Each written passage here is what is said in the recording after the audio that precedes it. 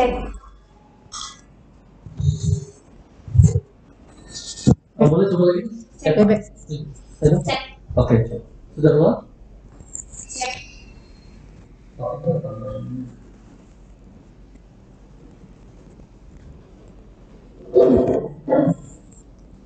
Cek. Cek. Silakan, bisa diulangi dong. Assalamualaikum warahmatullahi wabarakatuh. Selamat sore dokter dan juga rekan-rekan semua. Selamat datang di acara webinar kali ini. Webinar ini terselenggara atas kerjasama KB dan juga Pain Management Network. Mohon maaf atas keterlambatan acaranya karena ada beberapa masalah teknis. Untuk kali ini kita akan membahas mengenai manajemen tentang lutut dari A sampai Z nanti oleh Dr. Novi. Sebelumnya, sambil menunggu Dr. Novi, ini saya akan sampaikan ada beberapa course dari Pain Management Network. Itu ada yang mengenai pain untuk yang non-intervention, itu nanti rencananya akan dimulai untuk Agustus. Dan juga ada yang IPM course, ada yang basic maupun ada yang intermediate. Itu rencananya untuk yang basic mulai dari September, Agustus atau September. Kemudian untuk yang intermediate-nya direncanakan nanti akan mulai di September juga. Tuh. Kemudian berikutnya mari kita panggil Dr. Novi. Dr. Novi sudah hadir di sini. Selamat sore, Dok. Sore, Dr. Vita. Selamat sore semuanya. Mohon maaf ya terlambat karena tadi pasien biasalah.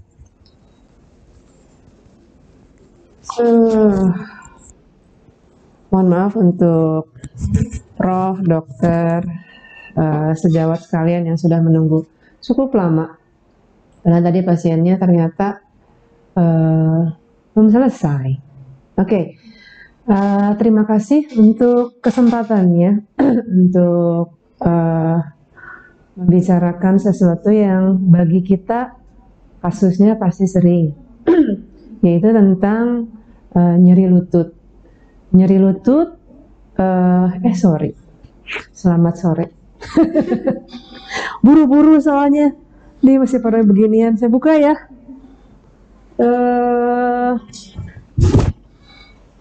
Nyeri lutut itu gampang-gampang susah. Kalau kemarin ada yang ikut webinar yang diselenggarakan oleh Management Network tentang yang terakhir itu apa ya?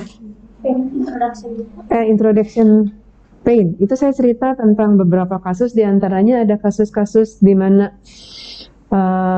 ada seorang dokter, mungkin juga sekarang sedang mendengarkan, senior saya baru tahu bahwa ternyata beliau ini senior saya, mantan kepala dinas kesehatan di suatu wilayah, sudah pensiun, kemudian sakit lutut, diperiksa ke dokter. Mohon maaf kalau saya menyebutkan spesialisasi tertentu itu bukan untuk menunjukkan bahwa saya betul, yang lain salah, enggak, tapi untuk membukakan mata kita bahwa memanage nyeri apapun termasuk nyeri lutut itu tidak semudah membalikan telapak tangan. Dijudge sebagai harus dioperasi karena sudah OA genu grade 4. Datang ke saya, disangka saya ortopedi, beliau ingin mendapatkan second opinion apakah betul harus dioperasi atau enggak karena beliau ini takut. Nah, pada saat ketemu sama saya seperti biasa periksa, kemudian wah, ini masalahnya kok cuman pes anserin bursitis, tidak ada gejala sama sekali yang menunjukkan bahwa beliau ini mengalami osteoartritis genu grade 4. Karena kalau grade 4 itu kalau ini lutut, kalau ini lututnya pasien, tolong standby ya. Kalau ini lutut pasien, OA grade 1, 2, 3, 4 itu bedanya apa sih? Kalau 1 dia cuma nyeri aja kadang-kadang pada saat bergerak. Bergerak itu bisa berarti berdiri, jalan biasa, atau naik turun tangga, nyut kadang-kadang itu, tapi kadang-kadang. Nah, kalau grade 2 dia nyerinya lebih sering. Kalau grade 3 lebih sering lagi, kadang-kadang lagi diam, lagi baring, lagi selonjoran, ditekuk, kok sakit gitu kan. Kalau grade 1, 2, tidak ada gerakan yang seperti itu yang menimbulkan nyeri. Kalau grade 4, lagi diam pun sakit, gerak sedikit sakit. Kenapa? Karena berdiri ini, kalau celah sendi ini sudah sedemikian sempit sehingga pada saat bergerak sedikit pun sudah sakit. Dan biasanya disertai dengan deformitas sendi, apakah varus atau valgus atau dia recurvatum, dan nyerinya itu pada saat istirahat pun nyeri. Ibu ini enggak. Dan pada saat saya periksa, saya katakan bahwa ini pes ansrin, ibunya nggak percaya.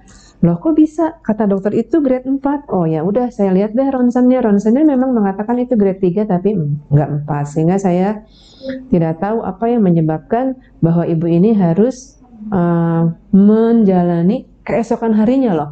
Nih total nih artroplasti. Nah kemudian ibu ini jadi ragu. Kenapa bisa gitu ya? Kemudian pada saat saya ceritakan lah, ibu kesini ngapain? Saya cari second opinion dari ortopedi yang lain loh. Bu, saya ini bukan ortopedi, saya ini udah terrehab. Loh, saya salah dong. Oh, iya kalau ibu bermaksud mencari ortopedi ya berarti salah. Tapi kalau ibu mencari solusi untuk nyerinya ibu yang bukan operasi, barangkali saya solusinya. Nah, terus jadi beliau bilang, saya ini dokter. Saya udah tahu sih dari situnya bahwa di medical recordnya ada ini dokter. Oh, angkatan berapa? Jadi saya ngobrol-ngobrol. Oh, ternyata angkatan sekian. Kok bisa ya katanya dokter rehab medik mempunyai pandangan, mempunyai diagnosis yang lain tentang nyeri lutut. Bukan perkara saya dokter rehab medik, yang di sana dokter ortopedi, yang lain dokter saraf dan lain-lain, bukan. Tapi bagaimana saya sebagai spesialis yang sama dengan dokter yang lainnya dalam menangani nyeri itu bisa mempunyai pandangan yang sama, bisa mempunyai diagnosis yang sama, bukan untuk menjadi komunis semuanya sama rata sama rasa, enggak ya. Tapi kalau diagnosisnya memang pes ansrin ya pasti pes ansrin, terlepas dari memang ibu ini mengalami knee osteoarthritis grade 3 atau grade 4. Yang judgementnya kapan mau operasi atau enggak itu kalau buat saya, selama mobilisasi itu oke dan nyerinya itu tidak terus menerus, barangkali knee total arthroplasty itu ya jauh dikit lah gitu kan. Kemudian setelah ngobrol-ngobrol, terus emangnya kalau pes ansrin mau diapain? Nah, saya cerita dong tentang lutut toh. Ya, kalau pes ansrin gampang. Sakitnya ini sudah bertahun-tahun. Sehingga kalau buat saya tinggal lakukan IPM. IPM itu apa? IPM itu adalah interventional pain management. Jadi saya manggilnya Mbak kemudian gitu kan. Kebetulan ini wanita. Oh, terus kalau emangnya begitu berarti suntik biasa cuman guided by USG kalau untuk pes ansrin, supaya kemudian dengan saya waktu itu pakai steroid saya cukup 15 mg, saya jamin Mbak ini akan jalan lagi biasa, bisa nekuk lutut, bisa jalan tanpa nyeri. Saat ini juga, wah kok bisa, saya besok harus masuk loh, saya harus operasi katanya gitu. Ya sekarang tinggal dibuktiin deh. Nggak ada salahnya kalau buat saya, kalau saya yang mengalami, saya akan melakukan itu untuk membuktikan bahwa saya besok mau masuk dirawat, untuk kemudian masuk oka, dipotong lututnya, diganti dengan titanium atau enggak. Dia mikir, kalau nggak baik gimana? Kalau nggak baik silakan besok operasi. Nah lalu ya udah deh. Saya sih nothing tulus, tinggal baik atau enggak, tinggal mau terima atau enggak. Sehingga kemudian saya lakukan IPM dengan inform konsen dan lain-lain. Kemudian setelah IPM, tes lagi. Oh iya, kok nggak sakit ya? Kok hebat sih? Saya nggak hebat. Semua yang melakukan IPM akan melakukan hal yang sama asal diagnosisnya pas. Kalau diagnosisnya nggak pas, besok itu Mbak itu udah ada di kamar operasi. Berhubung sekarang pas ya sudah. Nah terus ada terusannya lagi, terus udah gitu saya udah ya pulang ya, enggak begitu mudah. Pulang 24 jam, nggak boleh banyak jalan ya, saya bilang gitu. Loh kenapa kalian udah baik? Itu syaratnya, karena ibaratnya ini sekian tahun sakit tipes, terus mau disuruh lari apa nggak anfal lagi? Beri kesempatan pada lututnya Mbak itu untuk istirahat sebentar, dan memang toh yang bikin sekarang nggak nyeri itu cuma lidokainnya aja. Begitu efek lidokain 1-2 jam hilang itu akan sakit lagi. Oh gitu, tapi ini udah enak kok, saya harus jemput anak saya mau ke PVJ katanya gitu kan. ya silakan aja, tapi dengan catatan loh, nggak lama-lama, hanya khusus buat beli keperluannya. Waktu itu katanya mau beli sepatu pulang. Jam 9 malam itu kejadiannya jam 2 siang. Jam 9 malam dia telepon. Nah, sakit lagi nih gimana? Katanya nggak akan sakit, besok saya harus masuk oka loh. Loh, tenang, Mbak, habis ngapain tadi? Ini saya baru mau pulang dari PVJ. Jadi yang tadi saya bilang itu 24 jam itu jangan ngapa-ngapain, terus kenapa? Kan udah baik. Nah, jadi memanage nyeri itu tidak semudah membalik telapak tangan. Diagnosisnya harus betul, penanganannya harus betul, post IPM pun seandainya dilakukan IPM itu harus betul juga. Prevensi, promotif yang kebanyakan dilakukan oleh dokter rehab, bukan karena saya dokter rehab loh ya, itu harus dilakukan dengan baik, karena kalau enggak dipakai lagi jor-joran ya sakit lagi cepet, yang disalahin tindakannya. Padahal saya selalu bilang sama pasien-pasien saya, walaupun beliau ini bukan dokter, saya selalu bilang, Bu, harus A, B, C, tidak boleh D, E, F, karena kalau enggak dijamin nanti ibu datang, kalau sakit lagi saya tinggal pasang kertas, itu saya selalu bikin edukasi sekarang, tinggal dicentang-centang, mana yang ibu bikin salah, mana yang tidak dilakukan, mana yang dilakukan padahal nggak boleh, sehingga nyeri lagi, karena selalu tidak akan ada asap kalau nggak ada api. Saya ini memadamkan apinya, berusaha memadamkan apinya sehingga asapnya tidak ada, bukan hanya menghilangkan asapnya, tapi kalau ibu sengaja-sengaja bikin api baru, obat yang saya masukin itu untuk api yang tadi, ya sakit lagi dong. Gitu ya. Oke, sekarang kita masuk ke slide yang pertama.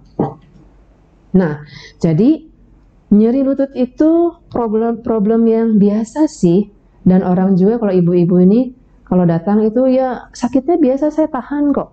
Bukan seberapa besar saya tahan, tapi seberapa besar nyerinya dan seberapa besar kerusakan yang terjadi akibat patologi di dalam lutut itu. Jadi tolong bedakan, kalau saya bertanya berapa sih nilai nyerinya antara 0 sampai 10, saya bisa bilang 10, Dr. Vita bisa bilang 5, karena sifatnya subjektif. Dan kemudian kalau bertanya tentang ketahanan, saya ini nyeri 10 pada saat saya melahirkan anak yang kedua, ada lilitan tali pusat, sehingga susah melahirkannya, harus didrip dan lain-lain, belum ketahuan lilitan tali pusat, nyerinya luar biasa. Dr. Foris yang membantu saya melahirkan itu, ini harus ini loh spinal aja ya dikit, katanya gitu. Nggak mau dong, jadi nggak rasa. Ini tensinya 40 palpasi. Suami saya juga kaget. Oh ya dok, spinal aja. Ini istrinya tapi nggak mau. Terus saya dikasih tahu bahwa 40, baru oh ya udah deh, di spinal cuman nggak ada rasa sehingga melahirkannya susah. Nah, saya tahan tapi badannya nggak tahan. Demikian juga knee pain. Kalau knee pain itu ternyata dianggap sebagai sesuatu yang harus dioperasi, padahal enggak, ya mana tahan. Tapi pada saatnya kemudian harus dioperasi, tidak dioperasi, mana tahan juga. Sehingga judgement kita untuk menilai patologinya apa, sehingga tindakannya apa, itu harus sesuai supaya yang diuntungkan adalah pasien. Bukan karena saya operator, saya semua operasi, bukan karena saya dokter rehab semua tempel-tempel alat, bukan karena saya dokter rehab semua dikasih gabapentin, enggak juga, gitu ya. Sehingga kemudian yang menantang adalah bagaimana mengevaluasi nyeri lutut itu supaya kita tahu diagnosisnya apa, komorbidnya apa, sudah berapa lama, fase-nya berapa, sehingga kemudian kita tahu mau memberikan treatmentnya rehabilitatif atau medikamentosa, ataukah mau saya akupunktur aja. Nanti di akhir slide itu akan saya tampilkan bahwa akupunktur itu berguna untuk knee OA pain. Kemudian apakah saya mau cuman kasih perbaikan postur aja, biomekanik, apakah flat footnya saya mau perbaiki, atau ternyata ada skoliosis, atau saya mau main IPM, atau saya harus suruh pasien saya untuk operasi supaya masalahnya selesai. Sehingga kemudian saya harus baca slide-nya. Nah, sehingga kemudian terkait juga dengan bahwa kalau saya sakit lutut itu bisa sakit pinggang, kalau saya sakit lutut kanan, sakit lutut kiri jadi terjadi. Kalau saya sakit lutut kanan, ankle saya jadi sakit, saya harus melihat bahwa ternyata kok jadi antalgic gait? Apakah saya harus beli tongkat? Apakah saya harus beli deker? Gitu kan? Karena kemudian kalau dia tidak bisa berdiri karena sakit lutut, tidak bisa berjalan, kalau ibu-ibu nih, dok, kan saya bilang, Bu, jangan naik turun tangga, Ibu jangan banyak berdiri dulu. Saya kan ibu-ibu, saya harus beres-beres. Gimana dong? Nah, kalau saya tadi baru bilang, saya baru kesal sama pasien. dia diem aja gini gitu kan. Kenapa Pak? Saya sebel dengar dokter ngomong terus, ini Bapak kalau boleh pilih dokter yang manapun yang cuma periksa. Kalau Bapak sakit pinggang, tetap aja pasang stetoskop di dada, terus kasih resep, 5 menit selesai. Bapak kalau mau dokter yang itu boleh. Tapi kalau mau sama dokter saya ini yang namanya tes Setanovi, siap-siap dicereweti. Kenapa? Saya tidak mau disalahi oleh Bapak karena saya misalnya Bapak datang sakit lagi padahal Bapak yang bikin masalahnya gitu kan. Jadi saya selalu mengedukasi pasien, susah Pak ya, supaya dia bisa mengerti untuk jaga badan. Saya rugi sebetulnya kalau dia nggak sakit-sakit lagi kan. Tapi saya sama sekali tidak mencari uang dari ketidaktahuan orang. Saya harus edukasi pasien saya supaya dia pinter. Toh kalau dia sudah melakukan apa yang harus dia lakukan supaya dia tidak nyeri, musibah mah selalu ada. Jadi jangan takut bikin pasien pinter, karena kalau orang mau sakit mah udah ada suratannya, dia tetap akan datang, rezeki mah nggak akan ketuker-tuker, gitu kan ya. Sehingga pada saat dia gini, itu saya bilang ya udah kalau Bapak nggak mau saya cerewetin, nggak apa-apa, saya cuma periksa, dan saya cuma akan kasih tahu, saya akan ngobati A, B, C, Bapak turutin, kalau sakit lagi Bapak datang lagi karena Bapak nggak tahu yang harusnya Bapak lakukan karena saya nggak ceritain, jangan salahin saya. Dia diem, terus saya periksa, dan saya terangkan tentang masalahnya, kemudian dia low back pain, dia baru ngerti bahwa oh iya, maaf ya dok, tadi saya begitu. Nggak apa-apa Pak, yang sering aja. Itu kalau saya lagi senewan gitu kan. Nah, lalu terkait dengan bahwa kalau kita lihat lutut ini, simple sebetulnya kan. Seringkali ini sebetulnya komunitasnya dokter umum, dokter spesialis atau apa ya? Semuanya. Oh semuanya ada. Jadi saya berbicara general ya.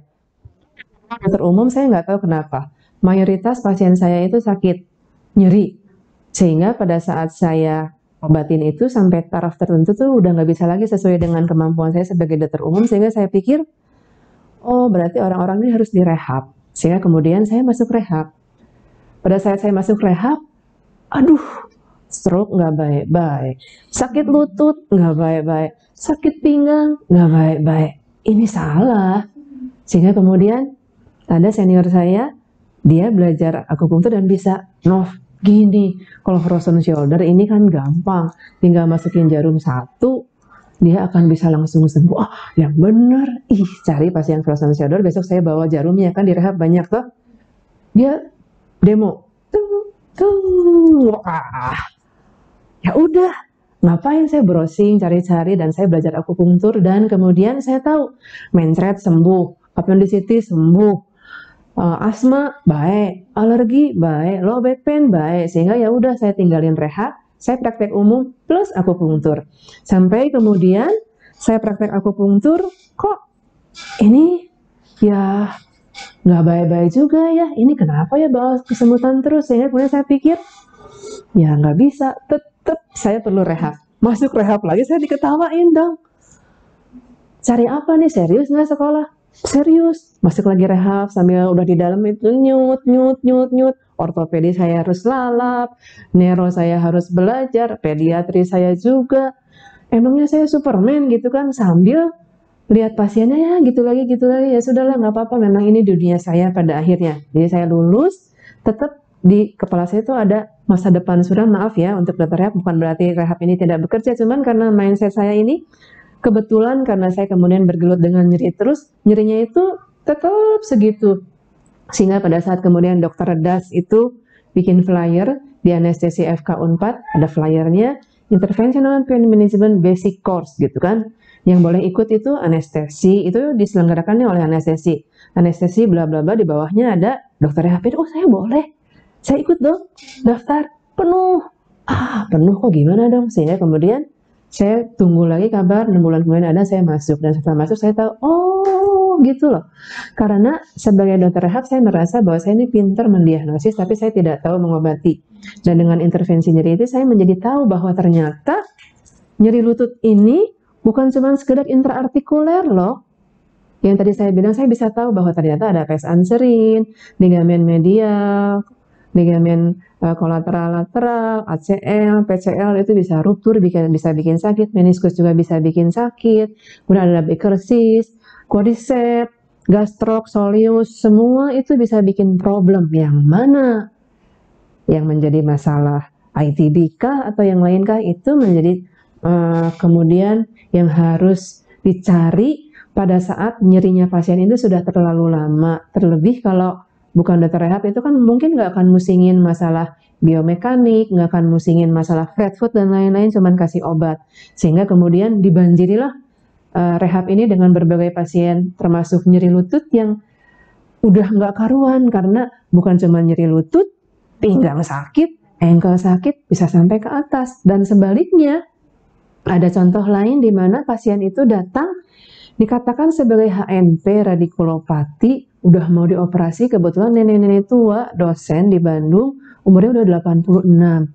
Pasiennya nggak mau, karena nggak mau, karena takut, ya udah dia cari-cari dong, nyantol ke sini, ternyata masalahnya agenu, grade 4 juga, ditreat, karena nggak mau operasi juga, genicular block dan lain-lain, ininya mah udah nggak ada gejala dari radicular pain-nya, sehingga tidak sesimpel itu.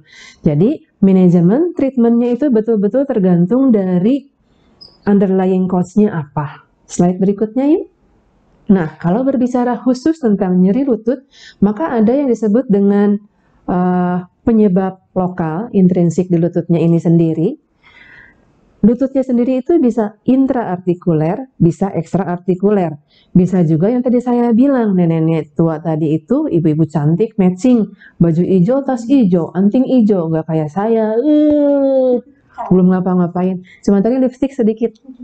Nah, terus revert lah dia dari back ke bawah, gitu kan, sehingga kalau masalahnya adalah radikulopati, kita treat intraartikuler selalu, apalagi ya salah banget, nggak akan pernah sembuh. Bisa dari hip, bisa dari spine, dan masalah-masalah lainnya, nerve entrapment, peroneal nerve entrapment, sciatic nerve entrapment, bisa semuanya membuat knee pain. Slide berikutnya yuk. Nah, kemudian sehingga, jadi gini, sakit apapun, nyeri apapun berlaku prinsip yang sama. Kalau nyerinya itu di lutut, kembali lagi ke slide yang berikutnya, tapi nggak usah ditampilin, bahwa kalau saya nyerinya di sini, telunjuk saya bisa lihat ya, bisa kelihatan? Oke. Nih, kalau nyeri saya di sini, di patella persis, apakah source of pain-nya itu di patella? Belum tentu. Bisa jadi dari intraartikuler, bisa jadi dari suprapatellar, bisa jadi dari quadriceps femoris, bisa jadi dia revert dari belakang, ada Becker cyst, bisa jadi dari bursitis yang di sekitar sendi lutut ini banyak. Ada berapa tuh? 11. Ada 11 katanya, kata Dr. Vita, tapi saya nggak akan kupas itu. Bisa jadi dari gastrocnemius, dari hamstring, dari ITB, medial, kolateral, lateral, ligamen, ACL, PCL, meniskus, dan lain-lain. Itu kalau ngomongin dari sendi lututnya. Tapi dia bisa juga revert dari tempat yang jauh, dari spine, dari hip, dan lain-lain, bisa juga karena nerve entrapment. Jadi bisa dibedakan bahwa local tendonitis itu adalah source of pain-nya di situ, bisa juga nyerinya di situ, tapi sumber nyerinya itu di tempat yang jauh, sehingga dia adalah revert pain. Slide berikutnya. Nah, kalau ini berbicara tentang struktur-struktur apa sih yang bisa menimbulkan source of pain di lutut. Tadi saya udah singgung-singgung, detailnya tidak usah saya sebutkan karena sudah saya sebutkan berulang-ulang ya. Otot, tendon, ligamen, sendi, meniskus, tulang, semuanya bisa bikin nyeri, termasuk nerve, vaskuler, termasuk revert dari tempat yang lain. Oke, slide berikutnya. Nah, kalau intrinsic knee joint pain berarti kan dari sendinya. Yang mungkin menyebabkan nyeri adalah ini kan mainan. Sebetulnya di sini ada cartilago kan. Cartilagonya itu dia sebetulnya tidak ada sarafnya sehingga dia tidak nyeri ya. Tapi subchondral bone-nya bisa menjadi source of pain. Kemudian nerve ending di perosteum ini bisa menimbulkan nyeri. Ligamen, medial kolateral ligamen, MCL, LCL, lateral kolateral ligamen, ACL, PCL di dalam, dia sifatnya ekstraartikuler walaupun dia di sendi, itu bisa menjadi source of pain tersendiri. Kemudian ini ada kapsul, boleh saya pindah duduknya? Pergantian pemain, karena saya mau ke sini. Nah ini Kalau kita lihat ini adalah penampang sagital dari sendi lutut, di mana ini adalah os femur, di bawah di distal adalah os tibia. Sendinya itu yang mana? Yang ini. Sendi itu adalah celah perbatasan antara dua struktur tulang. Yang dimaksud dengan cartilago adalah ini yang biru. Oke. Meniskus itu adalah bantalan yang berada di dalam sendi tersebut. Kapsulnya itu ini. Oke, jadi dia melingkupi sendi. Nah, kemudian berarti isi dari sendi ini kan ini adalah through joint. Through joint sehingga dia ada cairan sendi. Cairan sendi ini akan menerus ke sini, ke suprapatelar bursa. Suprapatelar bursa ini letaknya di anteriornya os femur, di posteriornya quadriceps femoris. Ini adalah quadriceps femoris. Tapi di antara quadriceps femoris dengan suprapatelar bursa ini ada suprapatelar fat pad. Dan di anteriornya femur itu ada yang disebut dengan prefemoral fat pad. Antara prefemoral fat pad dan suprapatelar fat pad, di mana cairan bursa ini berkoneksi dengan cairan intraartikuler, sehingga kita akan sering lihat kalau ada pasien OA genu dengan efusi, efusinya itu terkoleksi di suprapatella, sehingga bengkaknya di situ. Dan kalau kita suntik blind mau aspirasi, kita cari celah yang low resistance di sini. Ini kan ini ada quadriceps femoris di sini. Kemudian di suprolateralnya patella itu kurang lebih di sinilah ada local tenderness, di mana yang lain-lainnya keras, dia seperti itu kalau blind. Masukin jarum kan agak keras sedikit, kemences, loss of resistance. Nah, disitulah masuk ke cairan suprapatelar bursa, di mana kalau kita sedot ya bisa sampai 70 cc. Kalau saya main USG, saya tempel probe di sini di atas quadriceps tendon long axis itu sejajar dengan os femur, atau short axis melintang os femur. Kemudian kelihatanlah kutis, subkutis, quadriceps tendon, kemudian suprapatelar fat pad, baru bursanya kelihatan, dan di bawahnya ada prefemoral fat pad. Kemudian saya lihat cairannya besar, banyak.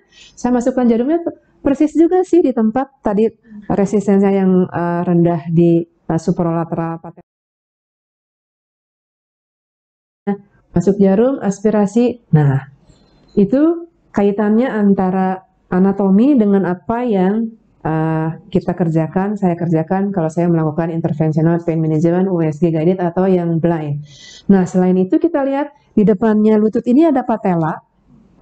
Ini patella, di mana quadriceps itu akan berjalan di sepanjang anterior os femur, melintas di atas patella. Jadi dia ada di sini. Nah, quadriceps, otot quadriceps ini akan menjadi tendon di kurang lebih ya 15 cm di atas patella, menerus menjadi namanya patellar tendon, padahal itu juga sih bendanya, dan akan berinsersi di sini di tuberositas tibia. Jadi OA genu, di mana pada saat fleksi ekstensi gerakan mayor dari sendi lutut itu kan fleksi ekstensi, kan sakit, sehingga kemudian quadriceps femoris ini nggak mau gerak. Tapi toh dia harus jalan, di mana fleksi ekstensi itu diperlukan, sehingga kemudian yang terjadi adalah seperti Mbak mantan kepala dinas kesehatan suatu daerah tersebut, di mana sakitnya di sini, di pes anserin. Pes anserin adalah kelompok tendon yang berinsersi di tuberositas tibia bagian medial, di mana dia adalah gabungan tendon dari STSG, sartorius, gracilis, semitendinosus yang berjalan melintang di depan os femur dan berinsersi di sini, sehingga nyeri tekan itu di sini. Kita tinggal pegang aja. Kita juga nih, saya juga OA grade 2. Sakit linu, coba deh dokter pegang. Di situ sakit nggak fit? Kalau nggak sakit ya berarti nggak pernah OA, mungkin. Nah, kalau saya sudah OA di mana quadriceps saya menjadi melemah karena tidak mau bergerak. Yang bergerak adalah STSG, sedangkan STSG itu otot-otot kecil dibandingkan quadriceps yang gede, paha saya gini. Sehingga kekuatannya kecil karena ototnya kecil, harus menghandle kerjanya quadriceps, ya dia capek dong, sehingga bursitis lah di sini di pes ansrin gitu.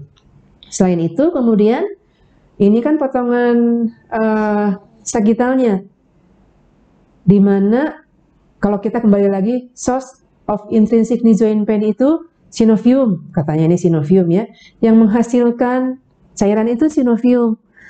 Pada kasus-kasus inflamasi yang kronik, di mana cairan itu terus-menerus diproduksi, maka synovium itu akan membesar, sehingga kita bisa temukan aspirasi, minggu depan aspirasi lagi, minggu depan aspirasi lagi, karena dia treatmentnya menjadi lain lagi. Nah, source of pain yang ini katanya periarticular masalah spasm. Oke, slide berikutnya. Nah, sekarang tadi bicara intrinsik, ekstrinsik saya sudah saya ulas juga toh. Kalau mau disebutin satu-satu boleh.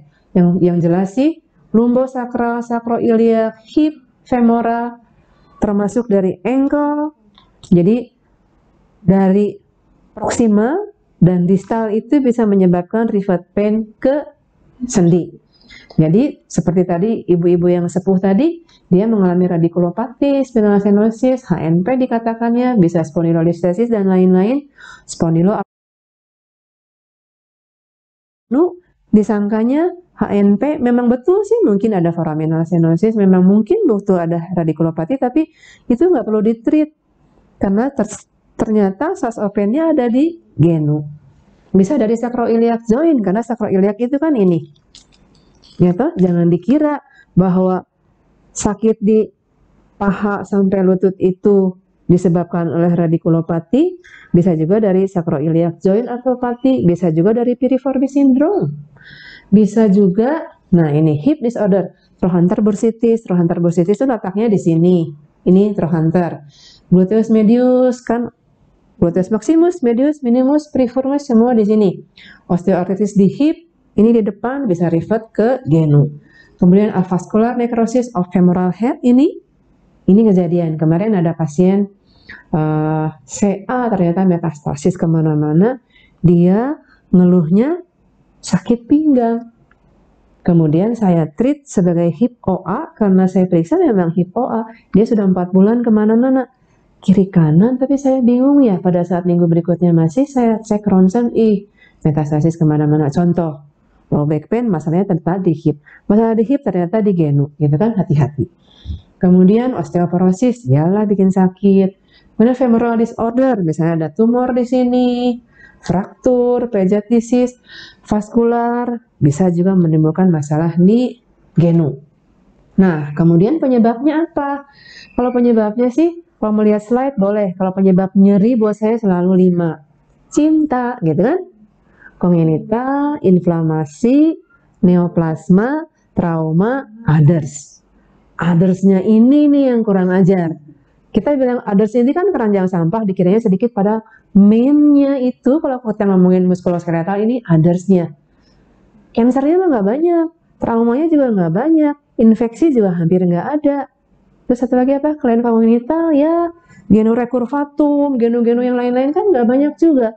Tapi contohnya si Mbak yang tadi, ibu-ibu yang udah sepuh yang umur 86 yang disangka radikulopati padahal OA genu. Itu kan semua karena U. Ya toh, U itu apa sih? Umur. Ya saya juga kalau disebut umur saya mah bilang 17. Walaupun keriput gini saya nggak ngaku gitu kan, pengennya ya pakai botox kayak pakai apa supaya kelihatan tetap muda. Tapi badan mah nggak bisa dibohongi. Lutut saya ini OA grade 2 udah masuk juga Durolane ke dalam. Nggak boleh ya ngomong di badan. Hyaluronic acid udah masuk juga.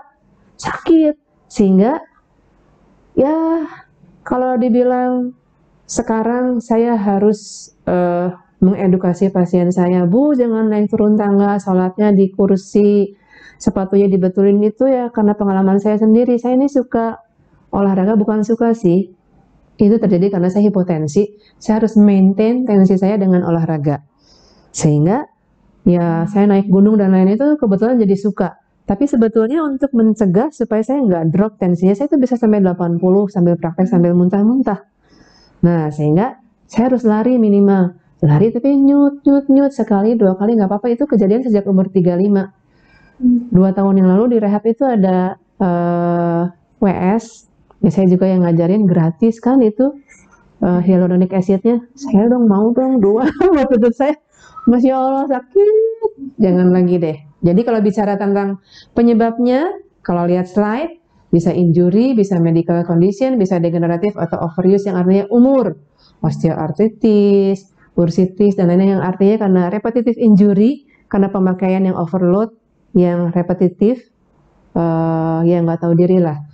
Kalau medical condition itu yang akut, infeksi, baik bakterial atau non-bakterial, TB, dan lain-lain. Kalau yang kronik itu karena rheumatoid arthritis, gout.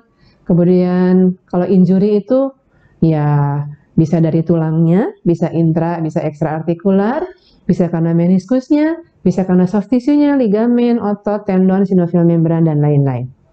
Oke, slide berikutnya. Nah, saya mau terangin ini enggak ya? Terangin jangan ya. Saya juga pusing bacanya. Tapi ini dokter serius ya. Kalau bukan dokter, Pak Roni ini dokter. Dokter ya. Nah, jadi kita pusing-pusing sedikit ya dok ya. Kalau ada pasien atau ada non-dokter ikut salah sendiri. Nah, tapi nggak apa-apa, biar ibu bapak tahu juga ya. Nah, kalau kita berbicara tentang nyeri sendi, kita harus bedakan kalau kita mau jadi banyak alur yang membantu kita untuk menyortir masalah sendi, masalah lutut ini itu sumbernya dari mana, repotan.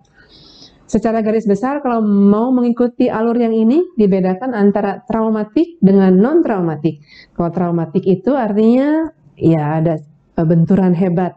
Apakah dia high energy atau low energy. Kalau dia low energy itu biasanya pada orang tua.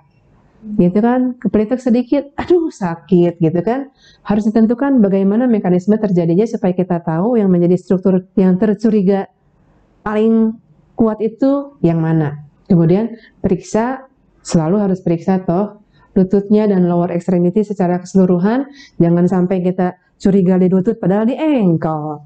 Kemudian kalau perlu periksa imaging. Kalau saya sih selalu bilang walaupun pasien ini bawa ronsen, bawa MRI, saya nggak pernah lihat. Saya harus pakai tangan kosong, bukan sombong, karena itu yang memang harus dilakukan oleh kita semua sebagai dokter. Apakah Anda ini dokter umum, apakah dokter rehab seperti dokter Vita, apakah dokter ortopedi seperti TCT Novi. Oh salah ya, abis saya dicurigai dokter orto, atau saya memang disangka anestesi juga kalau saya keluar-keluar. Oh Anda bukan anestesi? Bukan, saya rehab. Kok bisa IPM? Ya saya kan belajarnya dari anestesi juga sih, cuman karena diajarin sama anestesi, jadi mungkin separuh nyawa saya anestesi, tapi saya ini rehab.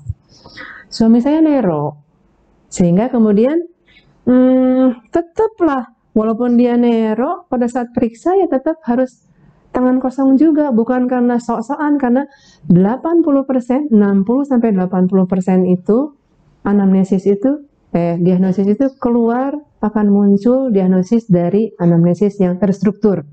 Tinggal ditambah 10, 20, 30%-nya dari pemeriksaan fisik, minimal kalau bukannya diagnosis yang ketemu, DD itu 10 udah ada.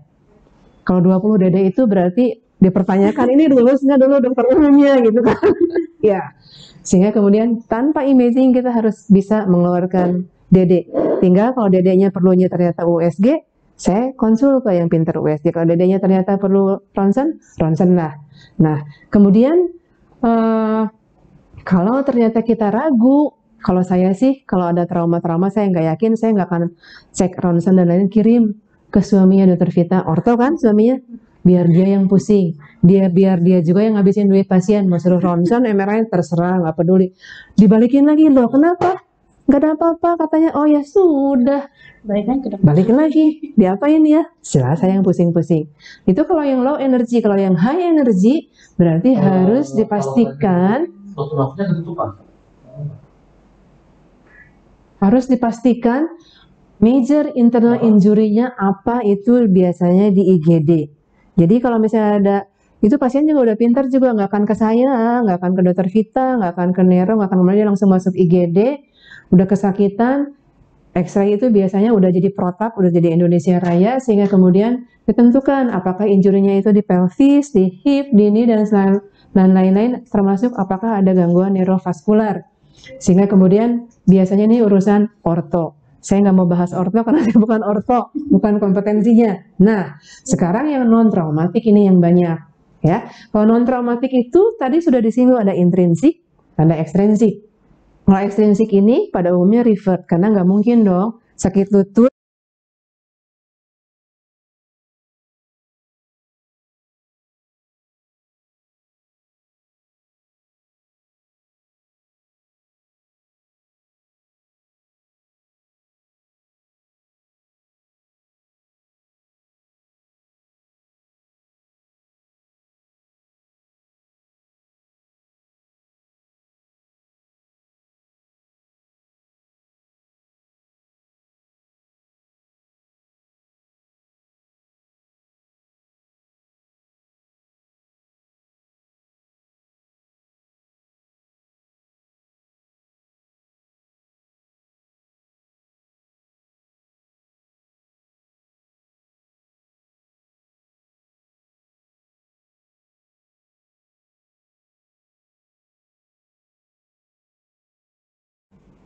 tungkai.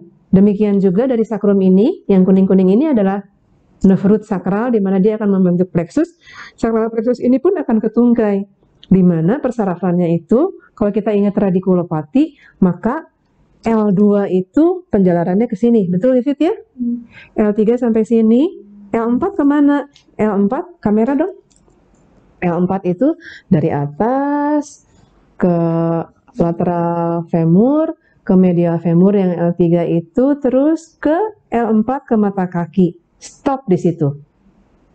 Kalau L5 dia sampai ke mata kaki yang lateral, malleolus lateral. Kalau S1 dia L5 itu sampai ke jempol sana. Kalau S1 dia sampai telapak kaki. Sehingga knee pain itu sebabnya bisa disebabkan oleh masalah di upper dari extremity yang lower itu karena persarafannya tumpang tindih tadi. Ya, sehingga kemudian kalau kita bicara yang ekstrinsik dulu ya, supaya selesainya cepat, pengen cepat-cepat selesai, nyerinya itu nggak jelas, kemudian dia radiating, apakah dari hip atau dari back, kemudian pada saat knee, range of motion itu nggak nyeri. Ini ada contoh satu lagi, waktu saya ada kalau nggak salah perdosri, itu ada sejawat dari farmasi yang minta tolong, dok, ini sopir saya sakit nih, gitu kan, gak bisa jalan, sakit banget lututnya, gitu kan. Dan kemudian, gimana ya dok, ortopedi katanya, ini ngomong lagi ortopedi, sorry ya, bukan bilang bahwa ortopedi juga enggak, tapi saya juga bisa miss. Jadi ortopedi bilang ini masalahnya di hip. Kemudian pada saat dia datang memang dia pegang lututnya, ini sakit banget, gak bisa dilurusin, dia bilang gitu. Tapi pada saat saya lakukan passive range of motion, bisa, nggak apa-apa. Dan pada saat saya suruh berdiri, nggak bisa dok, lututnya sakit. Lagi-lagi dia bilang lutut sakit. Dan pada saat disuruh berdiri, dia tetap yang dipegang itu lutut. Dan pada saat berdiri, lutut, semua lutut, nggak pernah dia pegang hipnya. Tapi pada saat dia duduk lagi, saya suruh baring, saya cek range of motion hipnya itu, oh hip yang jadi masalah. Dan pada saya cek USG, efusi di situ. Gitu. Jadi sesakit apapun pasien yang kita hadapi, kita harus tenang. Step by step kita lakukan range of motion aktif dulu. Dia kan pasti ngeluhnya sakit sebadan-badan. Kita pasifkan supaya kita bisa yakin masalahnya itu di sendi.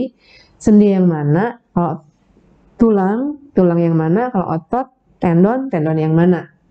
Sehingga kemudian kalau masalah ekstrinsik ya jangan utak-atik lututnya.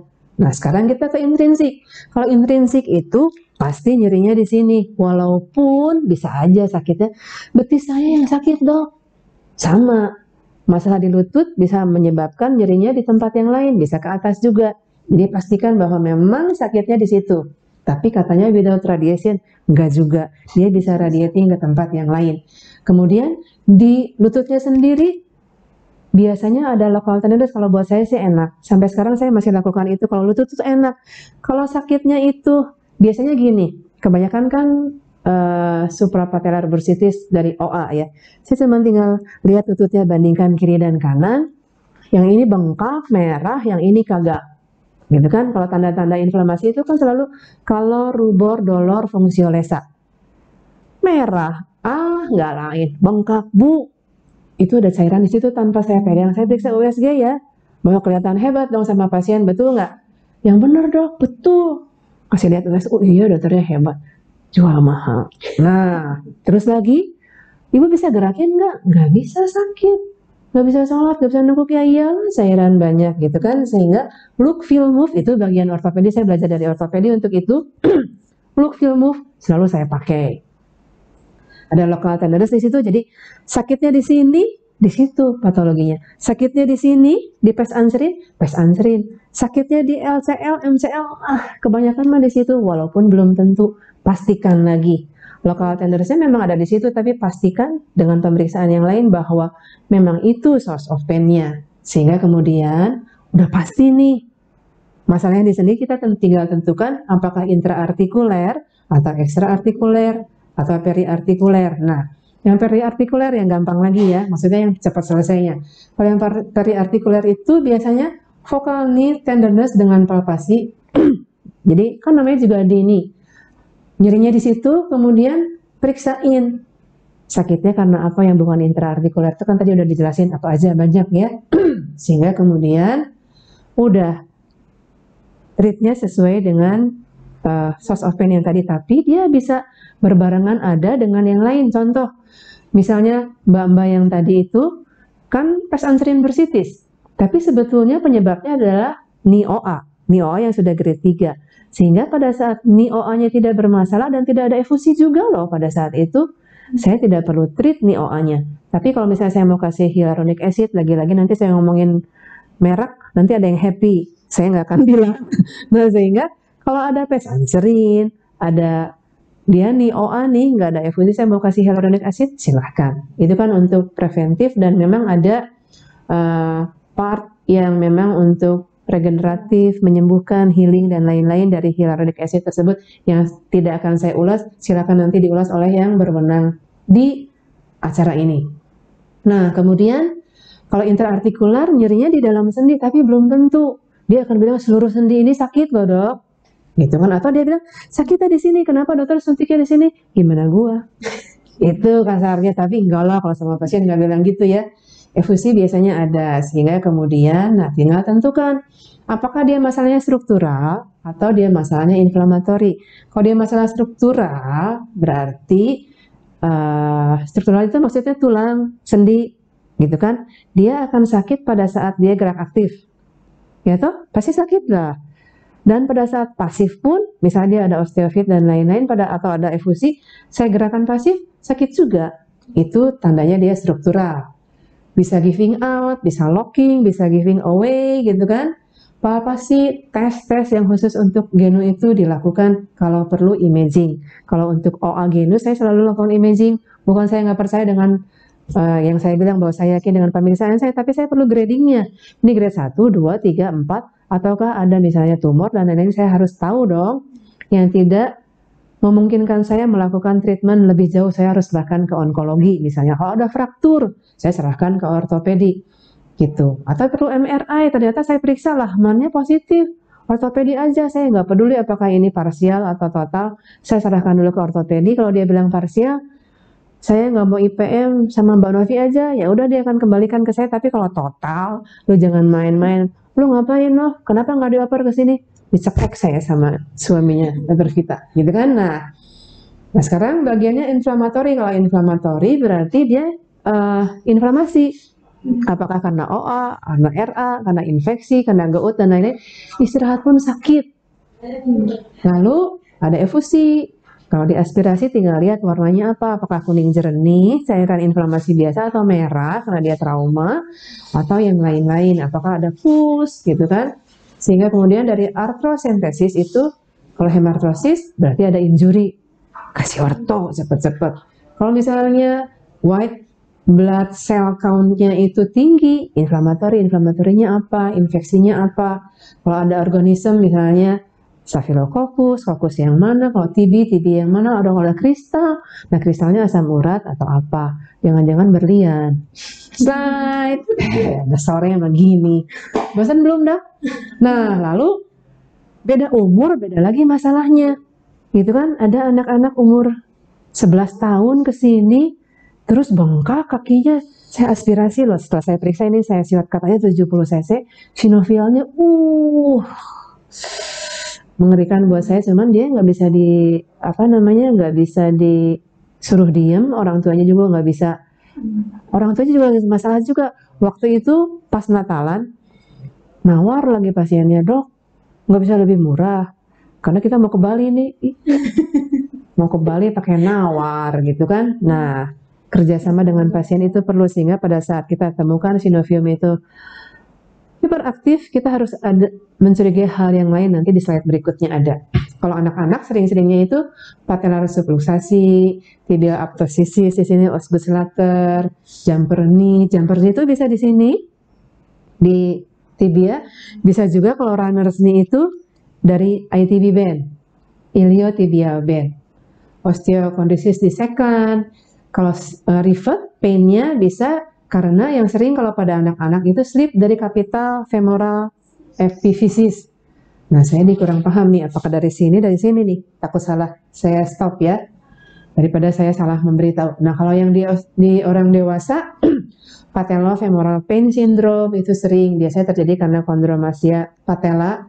Item-itemnya silakan dicari sendiri, karena nanti ini sebetulnya buat spesialisasi banget, rehab, orto, ya. Kemudian medial plica syndrome, medial plica itu di sini, pes anserin yang sering. Jadi yang sering itu kalau buat saya, knee OA dengan suprapatellar bursitis dengan pes anserin. Tinggal grading OA-nya berapa. Trauma, ligamentous sprain, meniscal tear, terus inflammatory. Kalau orang tua banget, OA. Saya berarti tua, gout, Becker cyst, dan saya ada Becker cyst kalau melihat.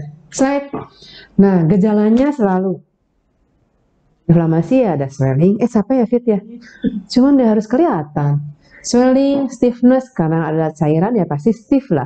Kalaupun dia tidak ada cairan, gejalanya OA dan RA itu kan kaku pagi hari, nyeri. Tinggal nyerinya itu berapa lama. Kalau dia kurang dari 30 menit itu biasanya OA. Kalau lebih dari sejam, lebih dari setengah jam itu biasanya RA, dan biasanya dia bilateral. Dan disertai dengan gangguan di sendi-sendi yang lain. Kalau OA biasanya spesifik 1 atau 2, nggak pernah banyak. Walaupun ada sih OA generalisata ya. Kalor, rubor, dolor, jadi pegang, anget.